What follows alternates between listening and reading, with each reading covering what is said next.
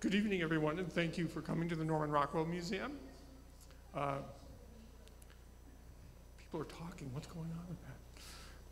So tonight we have kind of an interesting topic. We're going to be looking at the media. Hopefully that's why all of you guys are here. This isn't a drawing class. And we've really assembled a really wonderful panel of people tonight. And I have notes and everything, but I actually know most of these folks, so I'm going to talk about them the way I know them. And then by the end of the evening, all of you will know them probably in the same exact way. We have in the room tonight gathered international award-winning journalists. We have people who have forged very interesting careers using all sorts of media. So you're really going to get a chance to talk to some people that have been right at the cutting edge of the topic that we're talking about tonight. Okay? What we're going to do today is I'm going to give you a little bit of an overview of the topic. I'll introduce our speakers for this evening.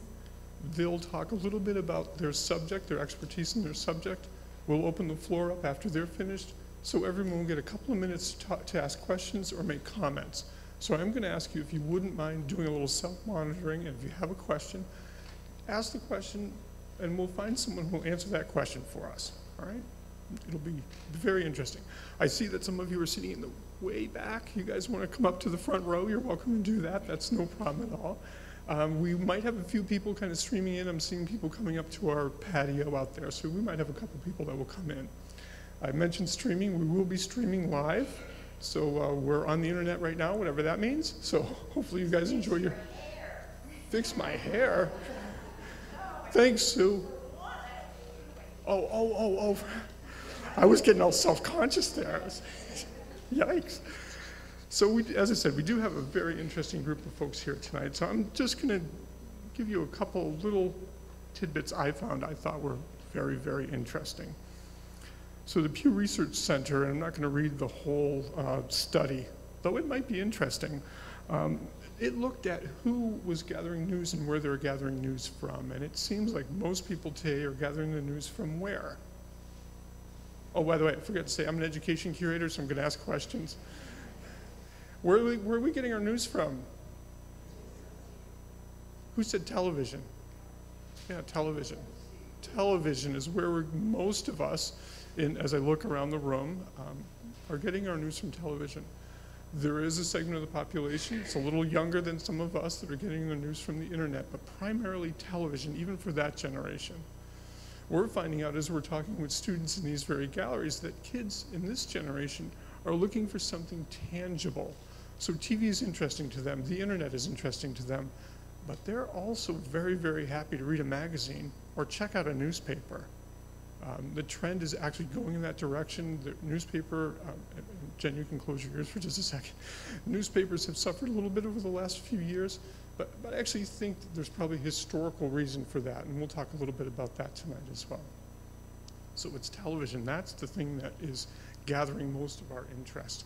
And I was kind of surprised to learn that. I really thought that it was going to be internet. I just assumed that, and many of you, it sounds like you might have assumed that same thing. But Pew said it, so it's got to be true, right? Because I read it on the internet.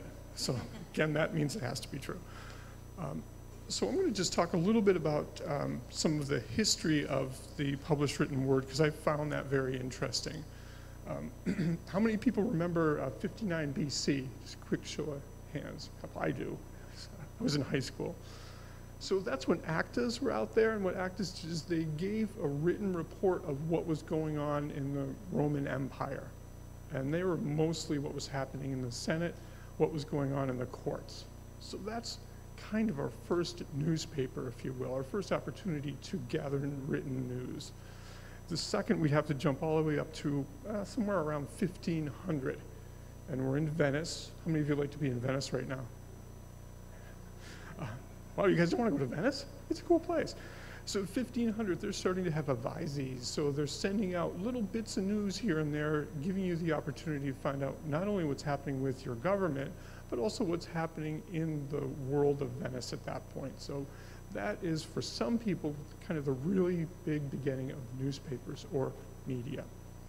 So our next stop would be the newspaper. Anyone want to take a guess when we started to see the first early versions of newspapers? I was surprised by this date, I have to be honest with you. Anyone want to take a guess? This is when you guys start guessing.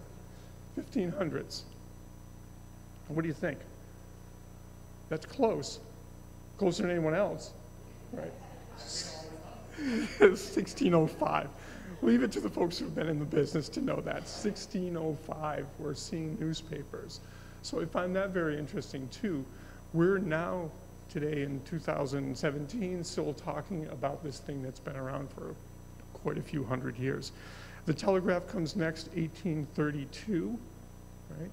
Then you get radio, 1896, television. What year is television? Anyone know that? 1926, we have television, right? Not everyone, barely anyone, but we do have television 1926. How about the internet? How about the internet? I was sort of surprised by this date too, but then again, I'm just a kid. 69, yeah. I wish we had a prize for Jen. She's got two of them in a row here. That's why we don't play Jeopardy with Jenn Smith, that's for sure. So how about mobile communication? Right? We're all thinking about now mobile communication, 1997. Right? So where's our media coming in 2017? We're going to find that out tonight. And we're going to find out if all of these things that we've been familiar with and we've been integrating for the last number of years, is that all going to change, and how is it going to change? There's no question it will.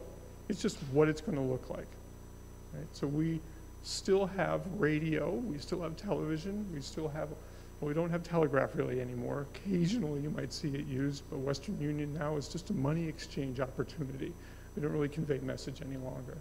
So all of these types of communication are something that we've all been living with during our lifetimes. Is a newspaper going to die? Probably not. If it was going to, wouldn't have gone away when radio came in, when television came in, probably. So there's a need to have that thing in your hand, to be able to read that. Right? I'm going to read you a quote, and I'm going to again ask you where you think this quote might have been directed. It says, "A hybrid monstrosity derived from newspapers, radio news, and the like, which inherited none of the merits of its ancestors." What was being referred to? Television. That's television, right? That's a CBS News person describing television, right? Probably from Channel 6 over in Schenectady. So we also heard, some of us anyway in this room in 1978, this decree that we were going to be a paperless society. No more books, no more stacks of paper to look through, no more filing, none of that stuff. Well, you know, people are very, very interested in habits, and if you've been reading a newspaper since 1605, then you're probably going to have that as part of your culture. It'll just be how that newspaper is delivered to you, whether it will be paper or digital, and I think as we look into the future, we're going to find out that it probably doesn't really matter, because what we've already seen is that the nimble newspapers have figured out there's a way to give us content and also find ways to create a revenue stream from that. And to take it to the next step, we have a very innovative company right here in Berkshire County that figured out a way to get us news and also give us advertisements that we're very interested in. Of course, I'm speaking about Berkshire. This is a leading news source that has just really changed the landscape out there. So let me tell you who we have here. I gotta find this on my paper because now I can't remember, Jim, who these people are that have gathered around me. You know, these people. So Tammy Daniels right here, though, she is guilty of bringing us iBerkshires, and I have to admit, and I'm going to guess almost all of you will admit too, that that's probably the first thing you click on in the morning, because sometimes some papers will only allow us to look at a couple of articles during a month. Tammy lets us see whatever we want, right? And it's such a fantastic resource. If you haven't been to iBerkshires, definitely check it out, because it's really a fascinating way to look at the county and the area that you're living in. So that's Tammy Daniels, managing editor, is that right? She's an info guru, a working editor, absolutely. So when you go on iBerkshires and you look, you will see Ms. Daniels' name all over that website. It's just fantastic. We have Jenn Smith here from the Berkshire Eagle, of course, a reporter who has won international awards and local awards in the admiration of probably every single person in this county. As a person that makes you want to read a newspaper that's history has been up and down. I think we could all probably admit that. But just like baseball, that one constant thing is being able to see Jenn Smith, and you see that byline, you know you're going to get a story that's going to relate to you, and that it'll be a point of view that'll be very interesting. So Jenn Smith's here today too to tell us a little bit about her point of view in journalism, which I think will be interesting. Jim Levulis is here too, a fascinating reporter who unfortunately now has moved up the ranks, and he's a big fancy administrator with WAMC. He's part of that next generation that's going to bring public broadcasting to a whole new generation that didn't realize how much they needed it. And if you have a chance, I'm sure archived on their website, you can hear some of his former stories and some new stories that he's been doing. And just a fantastic voice that really understands the fact that when people are listening to these stories, they could be doing almost anything else. And he can really capture your idea in just a matter of 9 minutes sometimes if it's Wacona Park, right? So we're also very fortunate to have a new friend of mine right here. I mean, I feel so bad with my back to you, Jennifer. So Jennifer Brody's a professor at Simon's Rock, and has really given voice to more than half of our population in many, many different generations, has encouraged young women to write.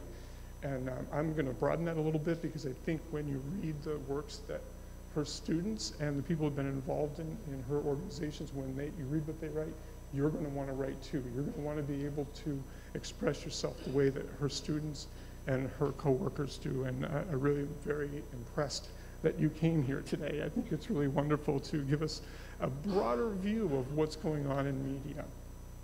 And for the most broadest view, we're going to turn to Bill Densmore. And he's a national, can I say that? A national media critic? Does that sound right?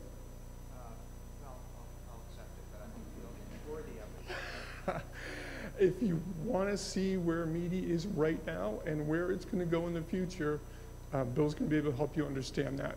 And what I'm going to do is turn the mic over to Tammy. She's going to talk a little bit about her career, and we'll go right through the crew of folks that we have here. We'll then open the floor up to you guys and give you a couple minutes each so you can start to get involved in this conversation. So Tammy, I'm going to cede the mic over to you. Good evening. Put this down just a little bit. First, I want to thank you for asking me to attend. I've been coming here for several years, and it's always been an interesting crowd, an interesting conversation. And I was asked to think about what the state of news is right now in this environment that we have. And I'm not sure what environment, but I think it's the way I'm interpreting it is sort of how news people and journalism is being looked at right now. If you were in journalism, especially at the national level in politics, it's been a very exciting year and lots of things are happening. It's a little harder to see that down here in small town America, but I think some of the things that are happening at the upper level could eventually trickle down. I mean, anybody who's been following the news knows that we sort of have an administration at this point that does not see journalists as friends. In fact, he actually called us enemies of the people and said anything that we were writing he didn't agree with, he described as fake news, which I think is a dangerous thing to say nowadays, because we don't want to, we're the ones who are supposed to be telling you what's happening. We're the ones who are supposed to be giving you factual information so you can make up your mind what's happening. And if you have an institution like the executive branch of the United States saying that you're an enemy of the people and what you are writing is fake, I think it filters down, so there is an erosion of faith in what we're doing. And I think that's a dangerous thing to be happening at this point. So we have this. We used to have anchormen. They were all men. They were gray. And they sat at a desk at 6:30 and they told you what happened. And most people, you believed them because they were professional and they were objective. and they were calm, and they told you what the world was about. There was a lot of faith in what they said, to the point that Walter Cronkite was considered the most trusted man in the world. I don't think you could find an anchor right now that anybody would call that. That's sort of what a giant he was in the news business. And now we're at a point where the news is coming from so many different places, and I will admit I'm one of the disruptors, right? So when the internet came along, it opened up the news to everybody. It opened up the way you present yourself to everybody. You could share information almost immediately. Now, I've been doing this for 17 years. Well, more than 20 years. I started in print. I started the old-fashioned way. I started taking newspapers off a printing press, so that shows you how far I've come. And Berkshire has been around for 17 years, which is, we believe it's one of the longest, the oldest only online newspaper in the country, but we can't prove it, so we can't exactly say that. It's all about facts, right? You've got to be able to document it. And so over the last 10 years, I've seen that I've been with Berkshire, I've seen a huge change in the way that we approach information. Now, everybody remembers the 1997 movie Conspiracy Theory, right? And Mel Gibson had 5 subscribers to his conspiracy newsletter. Now, if he was doing it today, he might have 500 or 5,000 or 500,000, because he'd have a web page and a Facebook page and a Twitter. He might even have congressmen following him. And he might even be picked up by the so-called mainstream media when he broke something. But would he be a journalist? And I think this is the thing we have to look at. You know, there are so many places you can get information right now, but can you depend on the people who are providing that information? Where are they getting it from? Do they have facts? Do they have documentation? I think people are trying to learn how to sort of navigate in the world right now, that where we're getting our information from, and it's getting more and more difficult because you can come up with Photoshop, right? Photoshop, you can change almost anything. I mean, I've seen some really, if anybody's seen when the president went to the Saudi Arabia thing and the globe, I mean, I've seen it with Saruman in there from Lord of the Rings. I mean, you see all these strange, and they look very true. So you always have to be careful now. So almost to the point that we're trying to make you trust us as factual purveyors of news. There are 100,000 sites out there that are also giving you fake news, because there really is fake news. So when I'm looking at what we're going to be doing in the future, it's exciting in that we can do more to bring you things more immediately, but it's also a little treacherous because there are minefields out there. And it makes it easier for people who do see us as the enemy to say, you're fake, right? If you make a mistake with someone's name, it's fake. If you make an error in how you interpreted something, you're fake. So I think we have almost a duty at this point to try to be as professional as possible, to prove that we're the ones who are going to be able to provide you with information that's trustworthy. Unfortunately, what we're seeing is, and we all know, it's not just newspapers. Radio stations are getting caught. Newspapers are getting, 25,000 jobs were lost in the newspaper business between, I think it was 2005 and 2015, the last time they had numbers. And prior to that, there was definitely a drop in newsrooms from the 1970s, which was sort of the heyday. So there are fewer people doing more things. Now, we try to be, I think he called me nimble at one point. It's just that you have to be. You have one person doing, how many jobs, you know how many jobs you do, right? We're all wearing 3 hats or 4 hats, where before we had 1 hat to get the story, to interview people, and then send it to an editor, and that editor would fix it and check it, and they would get photos for it, and they would, the next day it would run in the newspaper, and 7 or 8 people might have had hands on that story.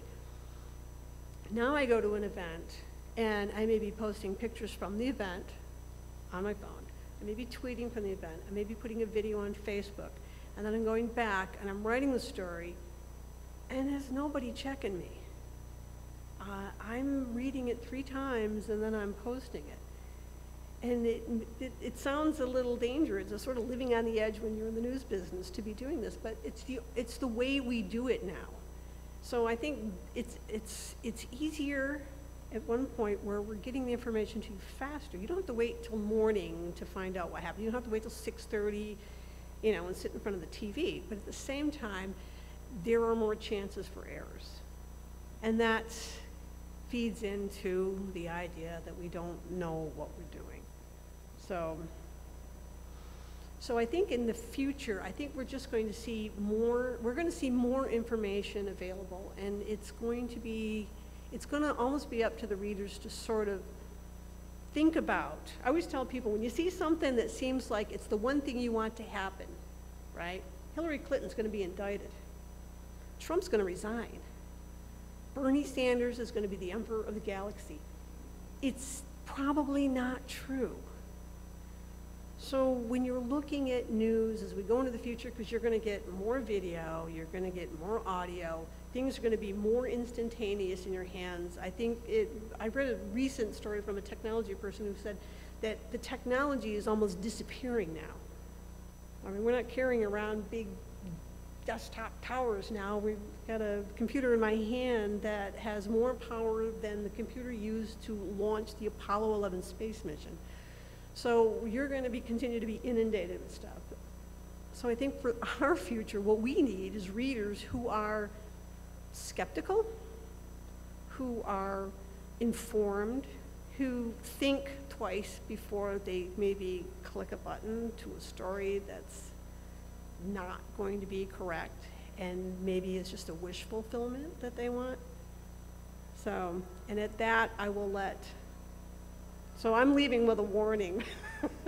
That's the future of the news. Thank you.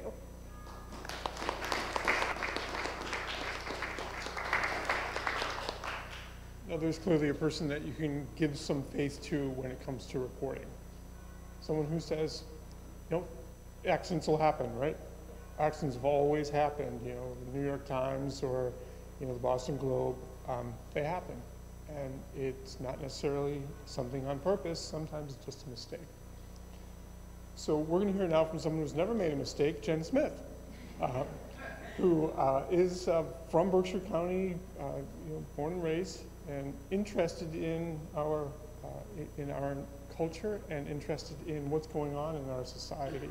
And I think you'll find that she's another person that next time you pick up that Berkshire Eagle or next time you check out an article online, you see that tagline. It's a person that you know has gone the extra yard to make sure you got that information. So Jenn Smith, if you don't mind. So I was actually not born in the Berkshires. I was born outside of the county. I was born in India, and I was adopted and raised here.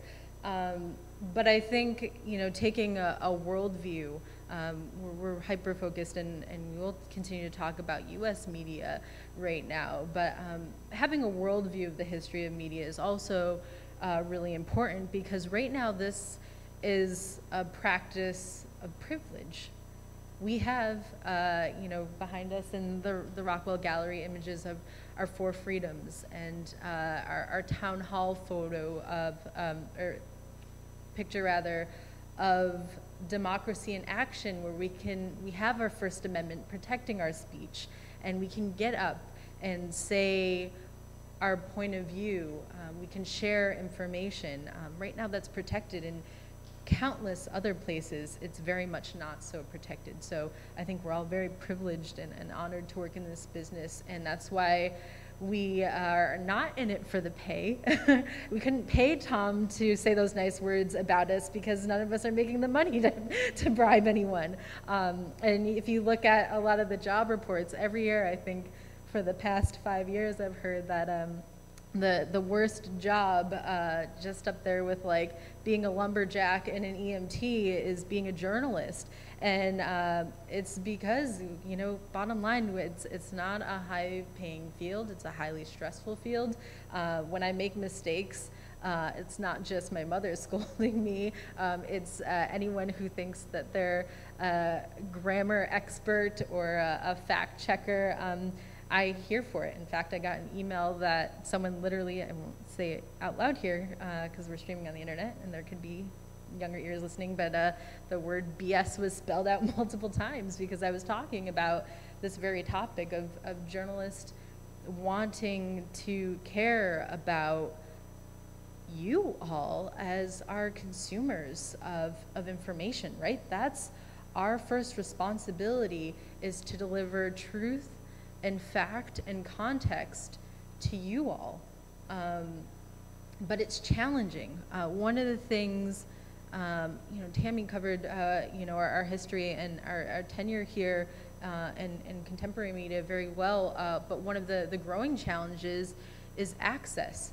And, you know, we have a current administration now that considers the enemy of the people. The past administration, Barack Obama, had once called journalists a vital part of democracy, yet he was one of the presidents who put a lot of limitations on the White House press corps.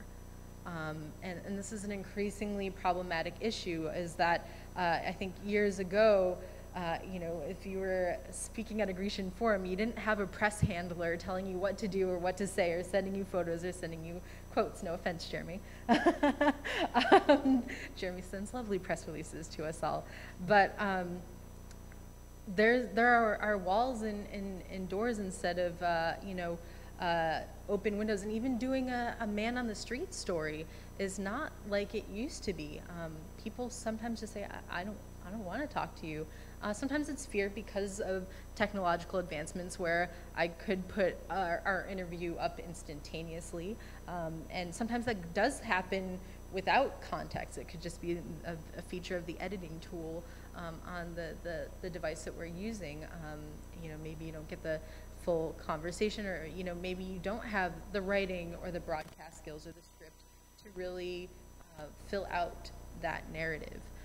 So that's one of the challenges we certainly face these days. But we have value, and that's really why I wanted to come here tonight, to have maybe a little bit of a soapbox to convince you. And we can take it. We're tough kids. We've stuck it out for a while. But show of hands, how many of you actually feel like you trust the media these days?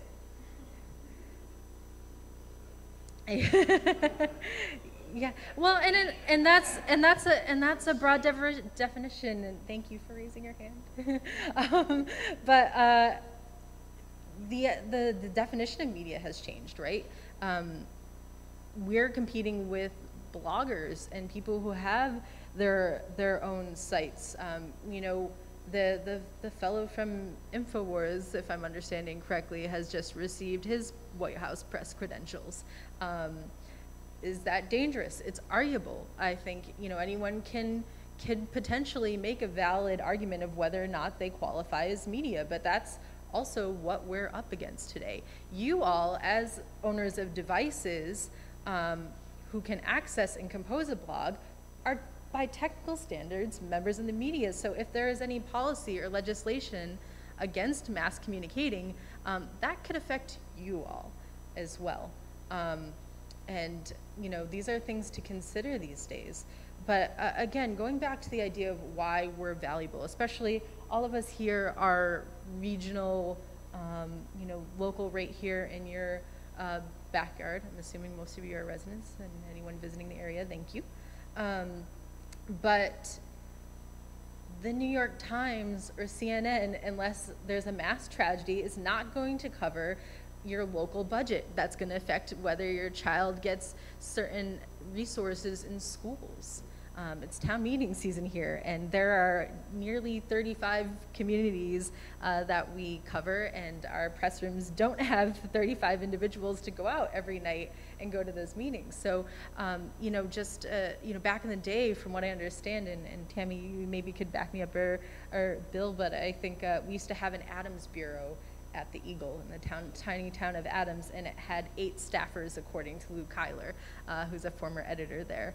I'm lucky if I see 8 people a day in the newsroom, in my little section as a reporter, and that's a problem too, because there's not the investment that there is, that there had been out there. I mean, I talked to my grandparents, and that's how I got interested in the news industry, is that my grandparents were the folks that went to the corner store every day and bought 3 to 5 newspapers and, slowly consumed whatever they were interested in over the course of the morning with their breakfast and their coffee. We still have a few diehards who write in and say that they can't go start their day, it's part of their routine, but for everyone that's not anymore. But that's, again, where you find out your local information. And I think it's a challenge of just democracy in general, that it's out there for people to participate in. But for some reason, there's a change in interest. And that's something that we're trying to keep the pulse of, and also to try to engage folks. I mean, we're delivering these headlines and these news stories because we're the ones who have the dedicated time, the little pay that we get. We do have the time and hopefully somewhat of the authority still to go and say, I want to see that document. After, like, for example, we'll say the North Adams Regional Hospital closing. There's a whole bankruptcy case, and we're the ones who had the time to say, I'm going to go follow up on that hearing, see what happens. Okay, there's $1 million that is going to Berkshire Health Systems. Well, where does that go? Who is that impacting? We have a lot of problems going on in our community, whether it's addiction, whether it's quality of education, whether it's infrastructure, driving on our roads around here. Journalism is your watchdog still. It may not be in the same way that it has been, but in the same ways, there are a lot of new innovations that are happening. From drone photography and video now with cell phones, I can take a picture of a document that's a public record, and I can share that with you, so you can fact check me and hold me accountable to my reporting because you have that document in your hand to verify. So that's one innovation that I think we can all benefit from having access to. I think we also need to have more conversation about just what's happening in our communities, and I think that news outlets, whether you're an iBerkshires, whether you're an AMC, whether you're a Berkshire Eagle, or any of the other media outlets, we have numerous ways of communicating and sharing information around here. We have Berkshire Magazine, we have The Record, we have our Alt Week Monthly, which is The View. So there are different point of views, but why isn't it getting to your table? Why is it not in your phone? Why aren't you listening to this podcast? And those are one of the challenges that we have to address now these days as well. And maybe it has to go back to that issue of trust. And maybe we have to meet you halfway and understand that there's, this trust no one attitude out there, and that we have to earn that trust back. And I think there are a lot of folks that are hardworking and out there asking questions, trying to solicit a lot of voices. And that's another thing I think that is going to continue challenging the media, in that there's still a lack of diversity among voices and representations and backgrounds, right? We bring our own experiences while we're reporting to the table, having expertise, whether it's mathematics, whether it's science, whether it's engineering, whether it's just empathy, to have a thoughtful conversation with your sources and get those stories, because nowadays you can look up anything. We have Wikipedia. You can We have, you know, Encyclopedia Britannica has digitized. You can find anything you want, but you need human beings to really understand the nuances of communicating people to people, and pulling out those questions and hopefully guiding each other to solutions to some of the issues that we're having. And that's something you can't get from a machine, and you can't get from someone who's not paying attention to it. It's from these broader news sources. So there is, you know, I implore you to reconsider the value of why we're here. And you know, it's my dream, and I, you know, get a lot of laughs about this, but you know, think of what the farm to table movement did for local producers, and you know, when you put them in the context of media, we are local producers who are going to make sure that there's no bad stuff or out of context, non-institutional memory, you know, purview of someone just kind of swooping in and saying, we know this about the Berkshires, and you know, they spelled Pontusic Lake with an I, and they don't know what they're talking about. You know, we are the people who, you know, take time to know the area, to take time to know our neighbors, and we can report that and share that and deliver, hopefully, a healthy diet of information so that you can be better voters, so that you can be better citizens, so that you can make those better judgment calls of when you do hear something, because word of mouth is still our #1 competitor. It doesn't matter what you see reported in the news. If someone says to their friend, I heard this, it's like that game of telephone in the other room over there, where, you know, things and ideas and details get twisted around a little bit. But we have to kind of intercept and say, you know, this is actually really the truth. Why? Because I checked multiple sources, I talked to multiple people, and because I looked at, you know, what's happened in the past, and what's happening, you know, we're looking at in the future, and I have a sense of direction of where this is going. So this is the story the point of the story that we're all in, and where do you fit in that story? Each one of us has a role to play in that narrative of our communities, how it's being shaped, what can change. There's so much desire and interest for change right now, from the women's march that we saw to the March for Science. There's a march for everything these days, and we're there. You know, by informing people and sharing that information, we can show that hopefully someday, whatever stresses are on democracy right now, that change can happen, that you know, bad policies can be stopped, that good policies, maybe if Congress gets their act together, can be supported. And we're going to be there on the front lines, and whether we have direct access or not, you still have some very valuable, interested, engaged, intelligent people working to share that information with you. So with that, I share you another voice.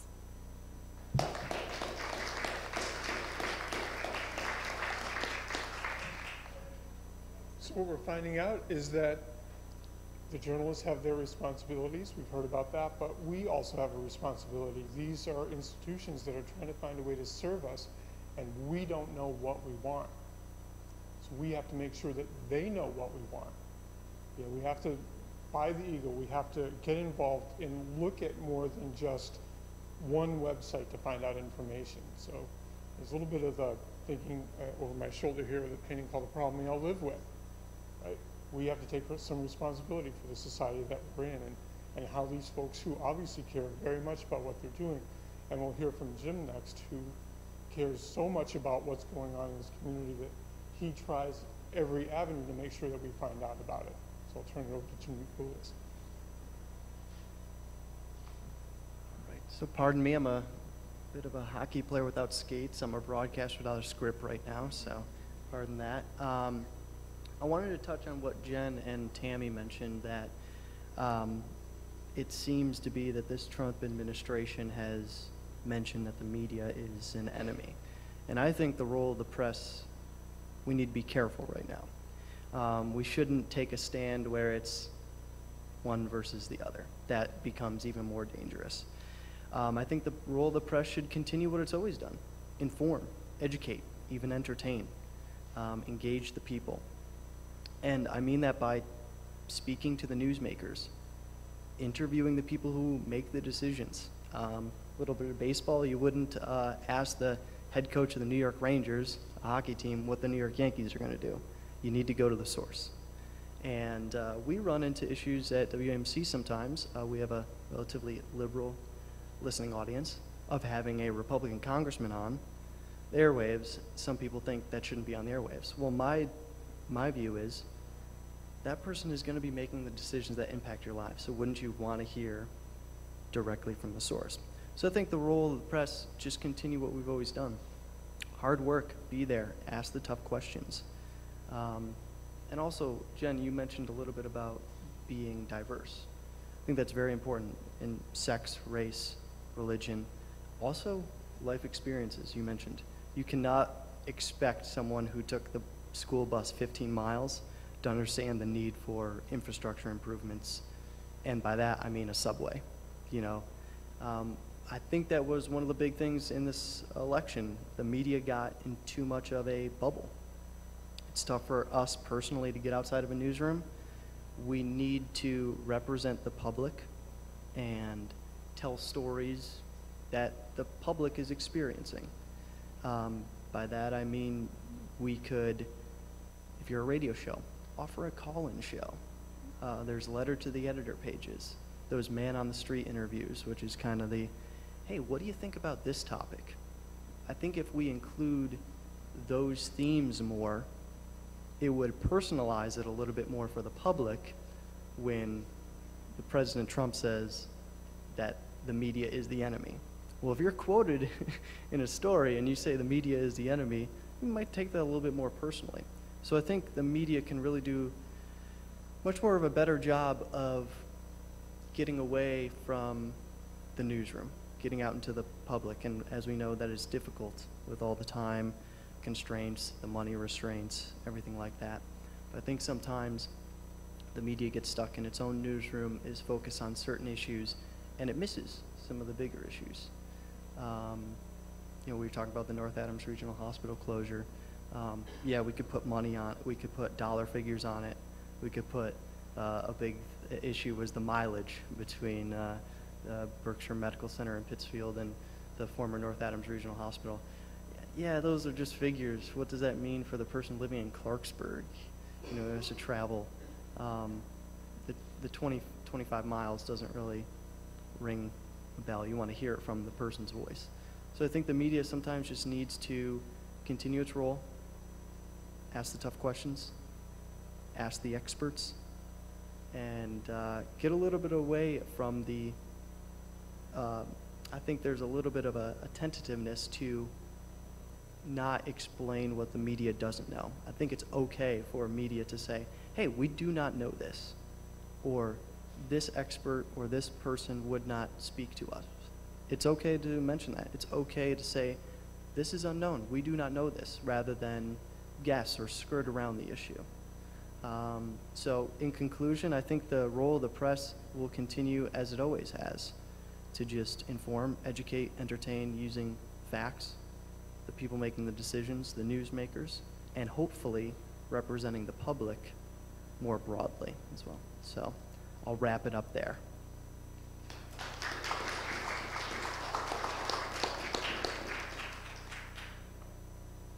So as you can see, we're very lucky again as a community to have people like this that are watching out for us and looking out to make sure that they're able to report a point of view that we might not have noticed, or maybe a point of view we did notice and wanted it propped up a little bit. I don't know, it could be both of those things all at the same time. We're gonna hear from Jennifer Browdy right now, and she's one of those people that are crafting the next generation of folks, just like the three that we heard from. So you'll hear from a person who's creating the next generation of people who are gonna ask those important questions that you guys have to ask every day. So I'll turn the program right over to you,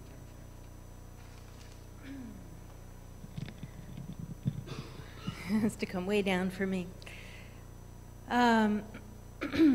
Yeah, I got my training in journalism in the late 70s and 80s, and I was a local reporter for the Berkshire Courier, now defunct. And I went to those town meetings. I was actually the Stockbridge and West Stockbridge town correspondent covering the meetings. So, and then I went on to New York and I did some editing and then took a turn back into literature and got my Ph.D. in comparative literature.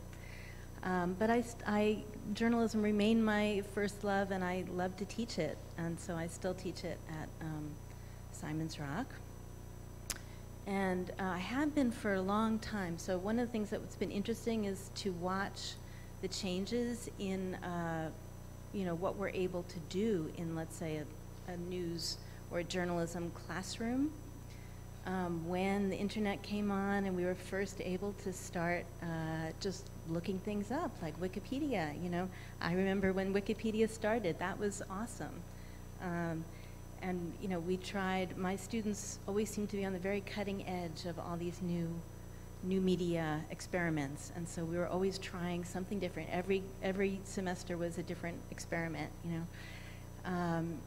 and blogs have been really important to students just as a way of getting their voices out, experimenting, dipping a toe in the water of sharing their ideas in public.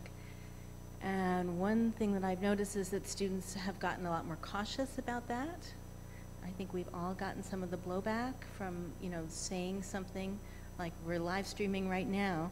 Don't want any blowback for whatever we're going to say here because it can get pretty nasty out there, as we know, especially with the president tweeting about every little thing, it seems. So one of the things I wanted to point out just from this experience of teaching over some 20 years is the growing sort of need that young people have for news as entertainment. So you mentioned educate, inform, entertain. I'm seeing an uptick in the sort of, if it's not entertaining, we're not interested attitude from younger people.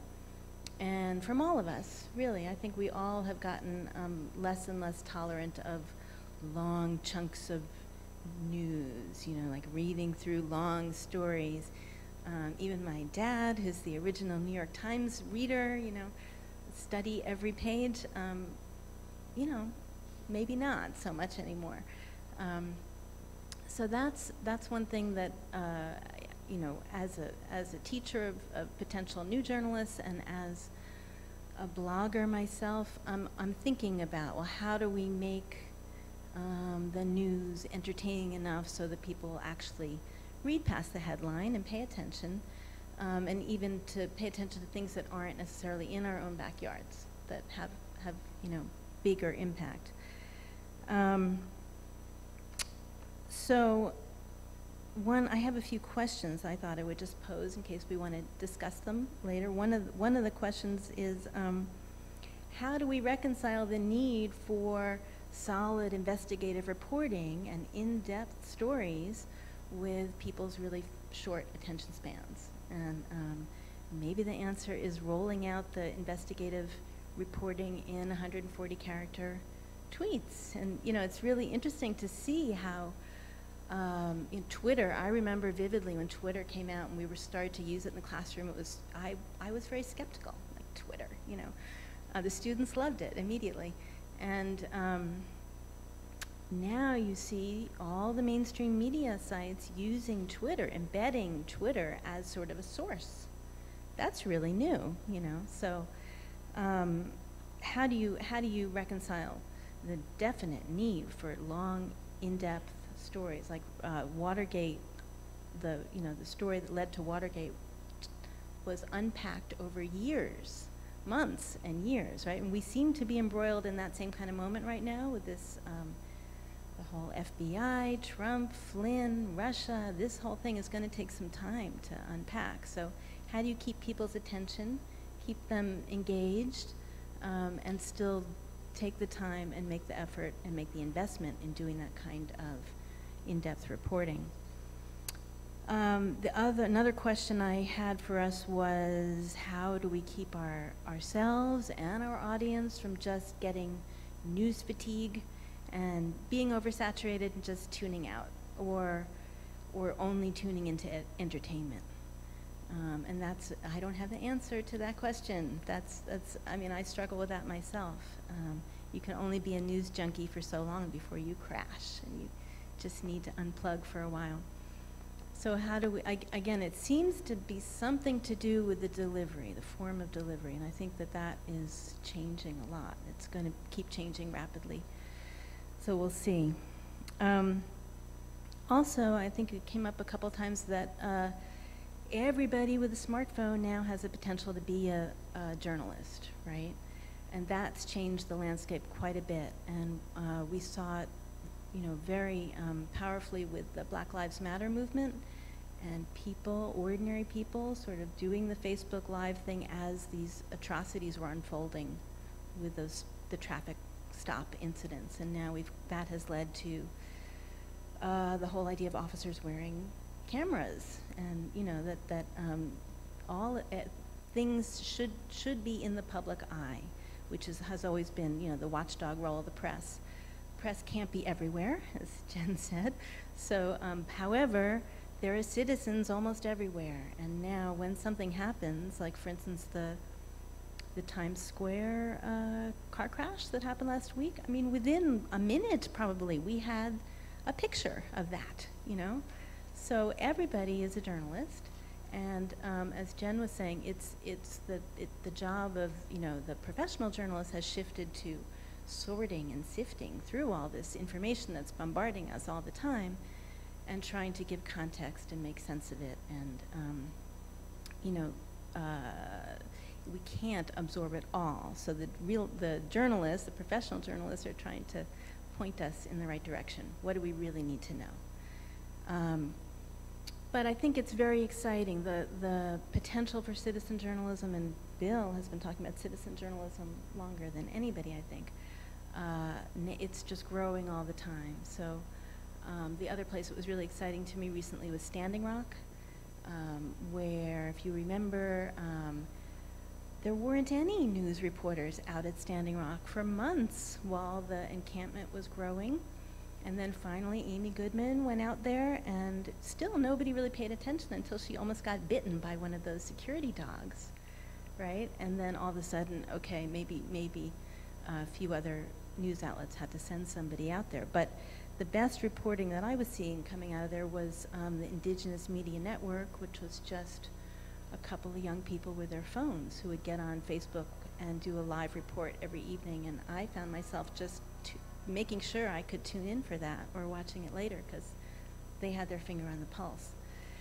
And locally, I think we're seeing a little bit of that with the Sandusfield pipeline issue. I don't know if you're following that at all, but I have been following it. And again, we have citizens who are Sandusfield residents, or just concerned citizens from the Sugar Shack Alliance who seem to be coming over from the Daly, who are documenting, and who are absolutely making a difference in terms of getting attention for the pipeline issue with our local state representatives, and we'll see where that goes. So the social media platforms combined with smartphones are sending off all kinds of fireworks in the media right now, and I expect that to continue. The downside of it is the same thing, that smartphones and social media platforms are giving anybody access, so that we have, we don't have the gatekeepers we used to have, and we have more fake news. And so that's the other side of the teaching that I'm doing now.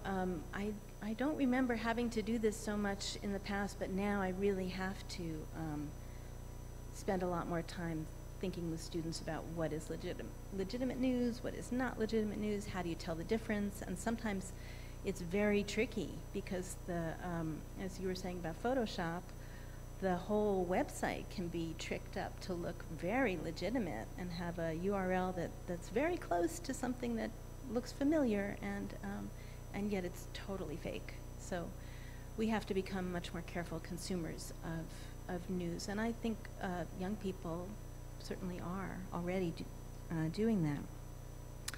The other thing I just wanted to bring up was to question the whole idea of objective journalism.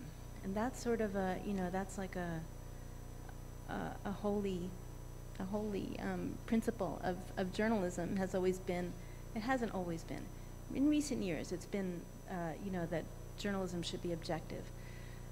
In the past, American journalism was partisan. It was overtly partisan. And in the dawn of the printing press era, there were broadsheets flying everywhere, and everybody was just trying to use the power of the press to convince their fellow citizens of whatever their point of view was. So we seem to be returning to that kind of era now. And I want to suggest that maybe we should just embrace that.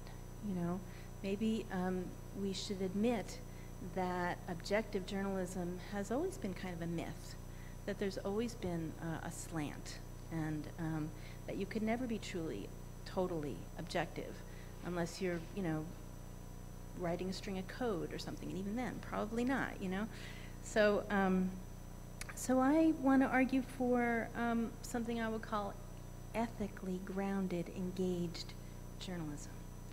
And for an example of that, I could point to The Guardian, which a couple of years ago came out with a pretty big splash saying that they were going to hire a bunch of reporters for their environment desk, and they were going to start deliberately and aggressively reporting on climate change with the goal of waking people up and persuading people that we need to reduce emissions and shift to renewables.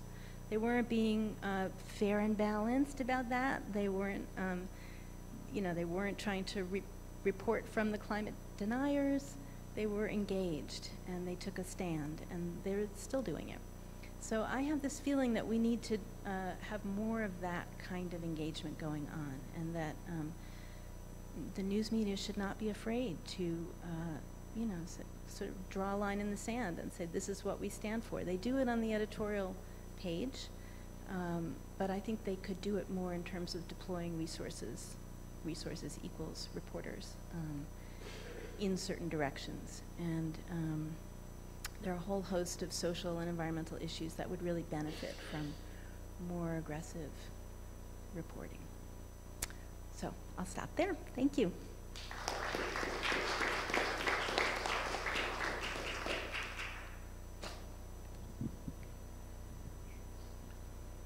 So now you can see that there are some very safe hands that this next generation is in, for sure. I really enjoyed that idea of the broadsheets. I just imagined this town square with iPhones thumbtacked up all over the place as people saw that version of the news, right? So what we're going to hear, who we're going to hear from right now is Bill, and Bill is going to have a very, very, very, very broad view of what's going on with journalism and sort of the individual kind of approach. So without taking any more of Bill's time, I'm going to ask him to come up to the mic and give you a broader view.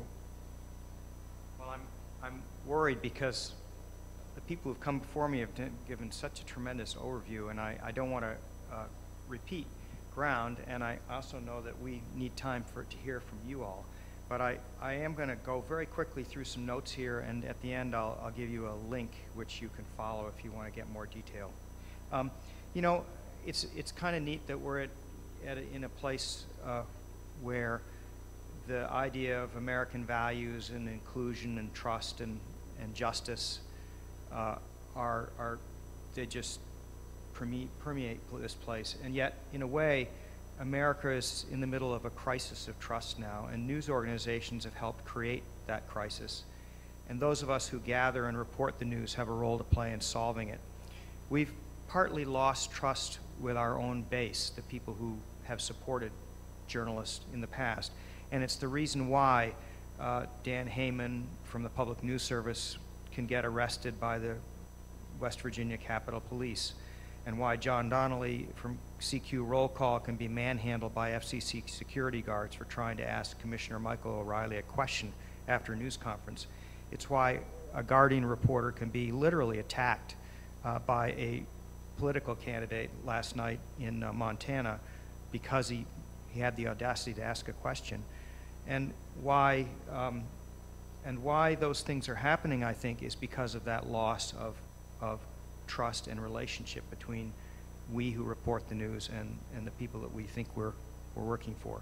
So what I'm going to talk about in as short a period as I can here is the elements of the challenge that we face, and then what I think are some of the macro solutions that are possible, and also some of the solutions that are possible by those of us who consume and create journalism in the Berkshires. First of all, Jenn talked about the 8-person bureau in Adams. I don't think there were that many in the Adams, but just by way of example, when we used to own the Advocate, there were 5 reporters that regularly covered the Williamstown Selectmen, and now only Tammy's news organization does on a regular basis. The Eagle would like to, but it doesn't have the resources to do it. And that's partly because of the way retailing has changed. The big box stores, there are probably, I have a database of the advertisers who advertised in the Advocate when we owned the paper, and I think it's probably about 400 names, 450 names. If I were to look at that list now, I would guess that between a third and a half of those businesses are out of business 30 years later, because that's just what's happening to retailing. So the other thing that's happened is we've seen the rise and now the fall of the mass market. Because it was expensive to print or expensive to get a broadcast license and hold on to it, we had an era where, when I was growing up, there were 3 networks, ABC, NBC, and CBS, and that was where we all got our news. Now you can get your news from hundreds of sources, or thousands if you're willing to curate it yourself on the web. And so we've gone from an era of the pamphleteers, which Jennifer was talking about, where the pamphleteers were robust, crazy, opinionated, all over the place, to a period of entrenchment of legacy media where the opinions were within a very narrow range, to now this free-for-all again. But what that's done is at the same time it's caused the mass media to fall apart. It also has destroyed the underpinnings of what financed the mass media. So what we have in place of that is the rise of the tech networks, Google, Facebook, Apple, to some degree now Amazon, and they are dominating. They are dominating the way ABC, NBC, and CBS used to. And the other thing that's happened is because of technology, everything is perfectly measurable. So where 30 years ago, a story that Jenn might write in the Eagle, you would have to guess how many people out of the paper's subscribers read the article. Now, if you go on look at the analytics on the Eagle website, somebody at the Eagle can tell you exactly how many people clicked on a story that Jenn wrote. Well, that's a good and a bad thing. It allows the news organization to have be a better judge of who's reading what and who cares about what. On the other hand, it also means that if your business model is dependent on advertising clicks, how many people looked at an article, then what are you going to do? You're going to run stuff that gets the most clicks without regard to whether it performs any public service. So in that environment, advertising is essentially turning into what I call advisertising. I coined that expression in 2008. The idea that every ad that you see is tailored to you. Is that a good thing or a bad thing? I don't know. Then the other thing that's really a problem, I think, now is under the rubric of network neutrality.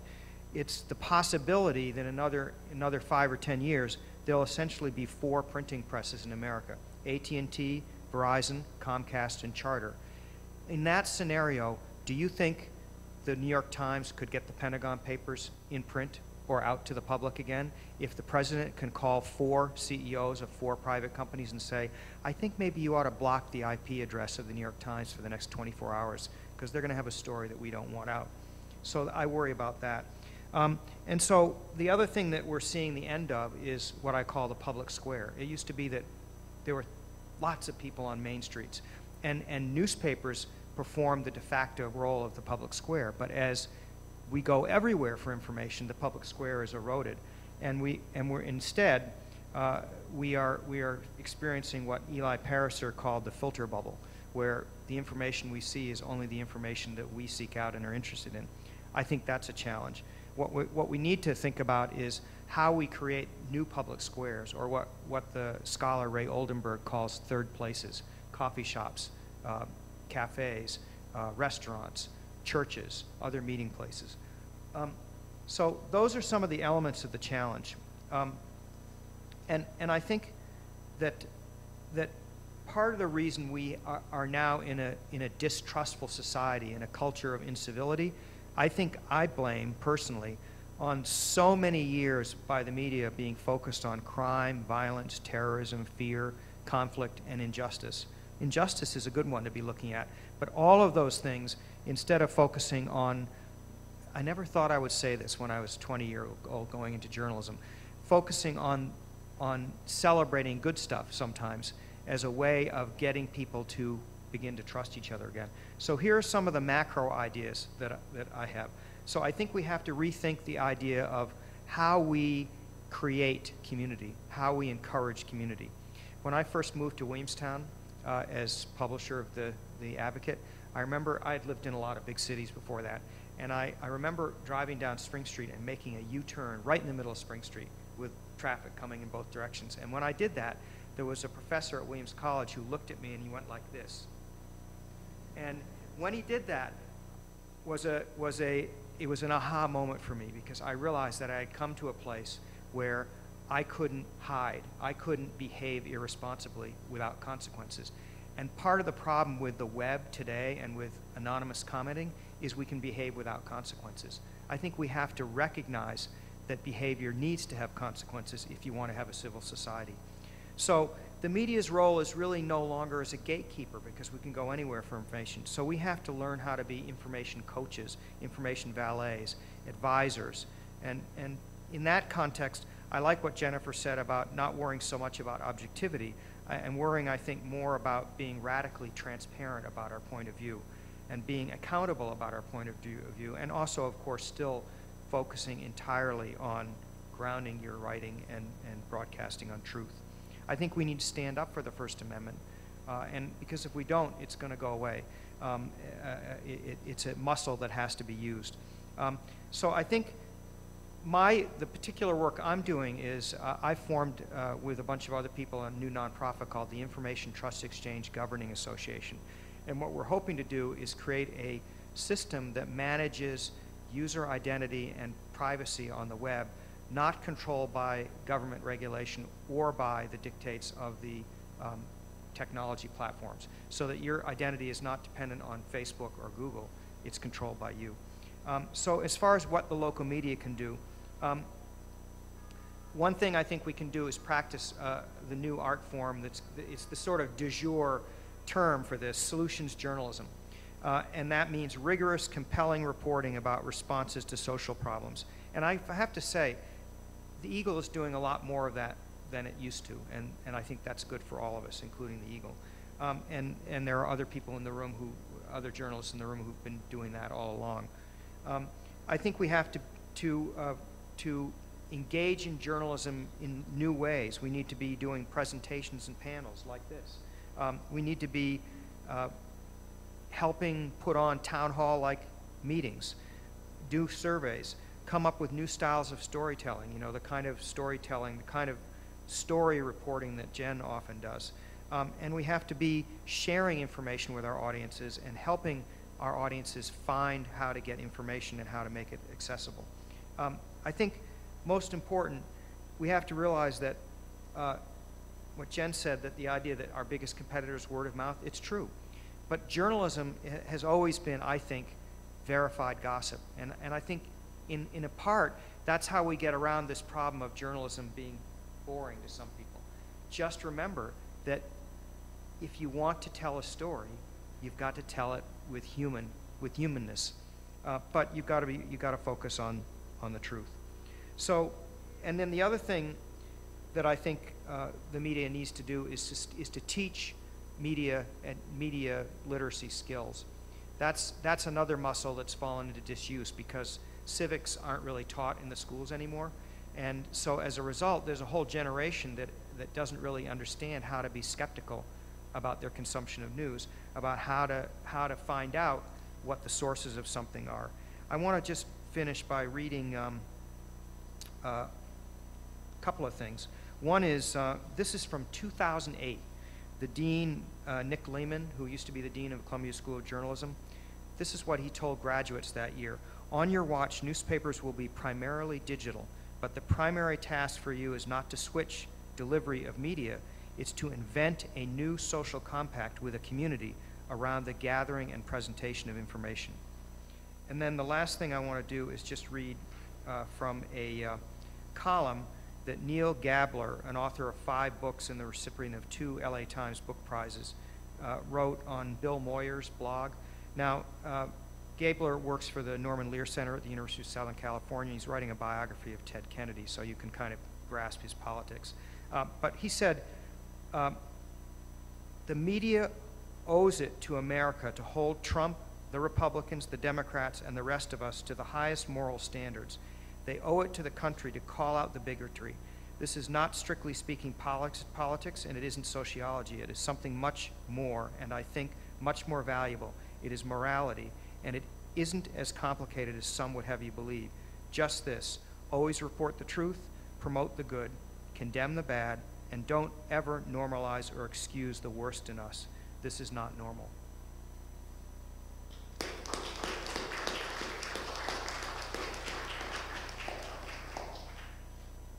It's a hard act to follow, right?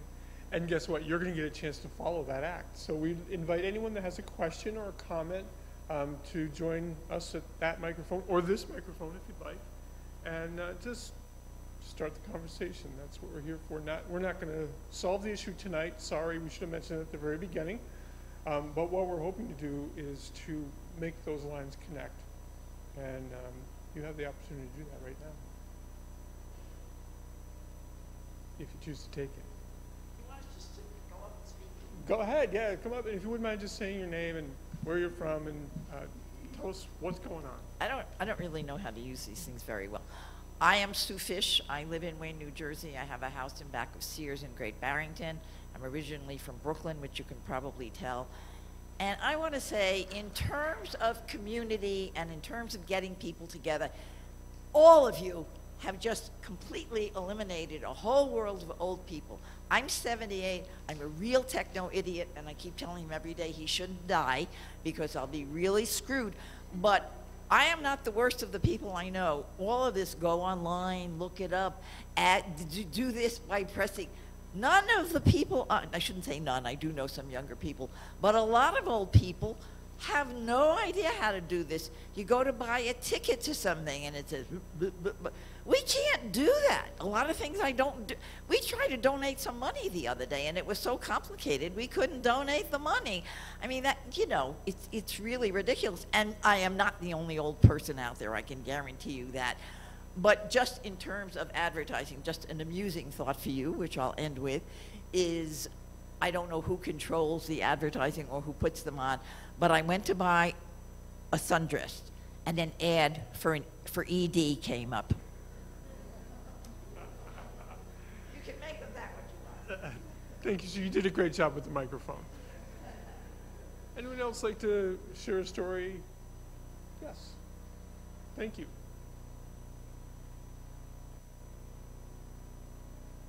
My name is Joe Browdy. I'm from Hillsdale, New York. From Hillsdale. I have a few connections with tonight's panel. I'm Jennifer's father.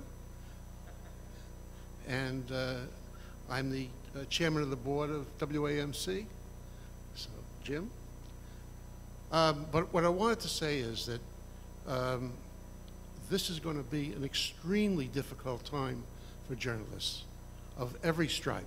Anybody who wants to try to get the truth out is going to be put under attack by this administration.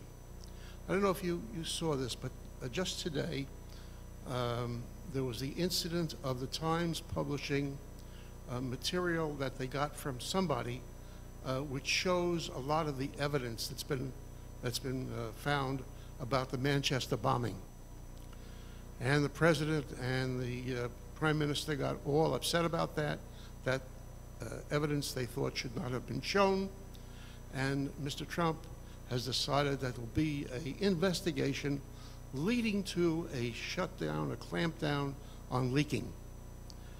He calls it leaks. Newspapers, journalists call it gathering information. And he is going to use every method that he has to try to keep his administration's doings as secret as possible. There's this whole thing that he's granted waivers to a whole lot of people in the administration who are former lobbyists. They're not supposed to be working in the administration on matters that they worked on as lobbyists. He's refusing to say who got those waivers, and there's going to be litigation about that. Point is, you have an administration that is very much the enemy of good journalism, and it's going to be pretty much of a war, I'm afraid, for the next few years. Thank you very much for adding that to the program tonight. Would anyone else like to come up, ask a question? Absolutely. First, I'll respond to your father. Since we've been called the enemy, what happens when you call people enemies? They become your enemy. So, you know, that's why most politicians want to be friends with the press rather than be too adversarial with them. But I want to speak to you because of what you said, and you are completely correct. My mother cannot read iBerkshires, even though I bought her a tablet and I have it set up and there's a little icon and it goes directly to the obituaries. And she'll never see this, so I'm not worried about it. But she deletes the icon on a regular basis. I have to go back and have to set it up. So you're right. As we move in technology, we are losing a large portion of our audience. And I don't know how to fix that. I am constantly asked, will you ever put this in a newspaper? And the answer is no. Because I don't want to buy a printing press. I don't want to pay the Eagle to print. It doesn't do me any good. And I don't want to pay the extra people to put out a paper that I could be using to report. So I know that there's a large portion of our readership in North County that are just not getting the information they need, and I don't know how to fix that other than helping people learn how to use the internet. So I apologize for that on our behalf. That technology is not as easy as the TV where you could just turn it on. Everybody could use it, but this one it's a little more complicated, I agree. So.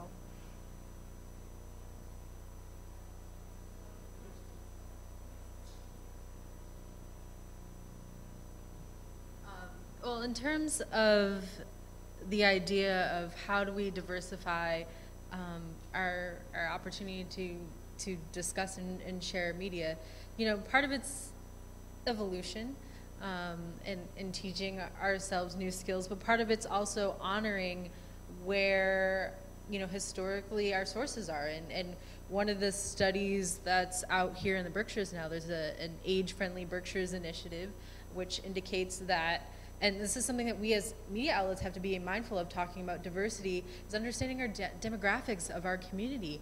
And it exists in towns currently, but by 2020, which is just a mere few years away, more than 50% of Berkshire County's population will be over the age of 50. But what's interesting is that there are organizations like the Osher Institute for Lifelong Learning here in the county, which also indicates that we have a very active, engaged older population too. So, you know, I wonder again if it could be, you know, to potentially offer solution, if it's on the onus of groups like that who are of that age group, your age group, to suggest some ideas of how to make things accessible. And I think, you know, that's part of the thing that we're missing is the two-way conversation. One of the new aspects of my role and our field is, so I have a reporting hat. I also have this community engagement title to you know, my moniker, if you will, and it's up to agencies to kind of figure out how do we reinvent the public square. Do we have social gatherings to say, our publisher has been out having literally coffee shop talks with folks, and he's been getting an earful, and I think it's been giving him a lot of perspective, which is great. We need to have those conversations. Our investigative team has been doing really well of going to the diners and going to, and people, I mean, that's nothing new. People, have had, Obama, had his SUD summit because there was some sort of social value of having important conversations in a casual setting, because it makes everyone relaxed a little bit more, right? And we can have that. We can have this conversation with a mic or without a mic. The important part is that we have the conversation and that we hear questions and answers. And so I came down here because I have a question to you all about what are some of the ways that we can present these democratic solutions to what's happening in society. What are some things that you would like to see the media do to change to better serve you, to give you better understanding, to make you more excited? Because I am most certainly all ears on that. So if anyone has any ideas, please share. So you have a captive audience of five different outlets. Yeah. So that's one of the things that is important, is to think about the fact that it's all well and good to stare at your tablet or your TV or whatever it is and say, well, that's not right, that shouldn't happen that way. But little newsflash, your TV doesn't care. But if you can go and meet the editor of the Berkshire Eagle and say to them, you know what, you don't cover the news on Jason Street in Pittsfield, why not? You don't take a look at what's going on here, how come? Why doesn't WAMC cover every single kid's basketball game?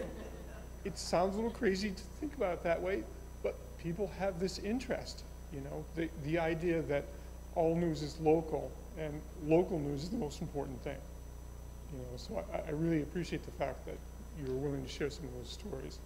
I'll share one last story. When I was working at Congressional Quarterly, literally last century, in the middle of the 90s, reporters were very revered in Washington. It was one of those things. It wasn't unusual for me to walk into my office and have George Stephanopoulos walking right behind me.